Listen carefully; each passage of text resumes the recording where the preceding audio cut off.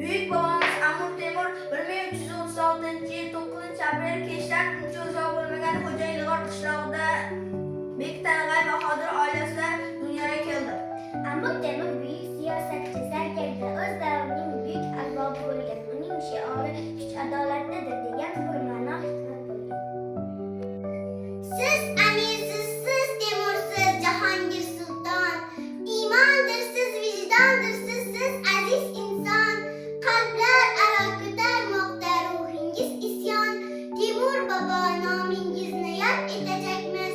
Olam aro ruhingizni shod etajakmiz. Tumorlarda, duvorlarda yashab qolasiz.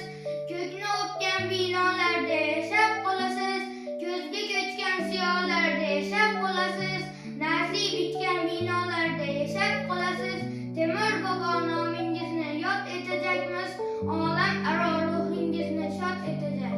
Amir Temur bobomiz, mard va jasur bobomiz, jang mujadalalar kezgan, buyuk davlat yurt tuzgan, abadiy o'chmas nomi, tilimizda kalomi, unutmaymiz hech qachon sizni ulug' bobojon. Ne g'animlarning boshdan ekkan, kelajak avlodning g'amini yegan, kuch adolatdadir birlikda degan Amir Temur bobom sohib Qur'onim. Adabiyot olamini yoqqan, haqqoniyat yalog'ini taqqan, quyosh bo'lib boshlarda balqin sharaf shoni buyuk Qur'onim Temur bobom sohib Qur'on. Nomi dunyoga mashhur bobolarim bor mening, Yassaviy, Bobur, Sina, Navoiy, Amir Temur sharafim shonim mening.